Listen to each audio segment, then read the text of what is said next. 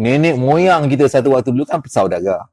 Betul. Kemudian sampai satu masa kita dihilangkan identiti tu. Bila penjajah sampai. Penjajah kan dihilangkan identiti kita. Tu jadi petani lah, jadi macam lah. Ya, Kau ni hanya layak jadi ni je. Ya, betul. Tu je kan. Jadi kita hilang lah that so called DNA. This is sejarah.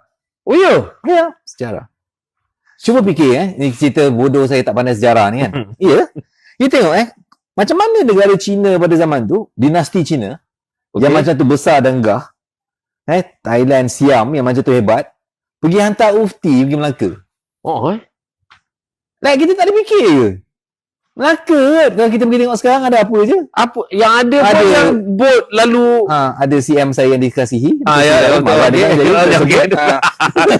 Melaka kecil banding pada diorang tu yang Jadi kalau kita faham sejarah, saya bukan ahli sejarah, tapi saya ada ceritanya sebab saya memahami apa yang ada dalam sejarah saja. Apa kita baca ni? Macam mana sejarah kita ni dihilangkan.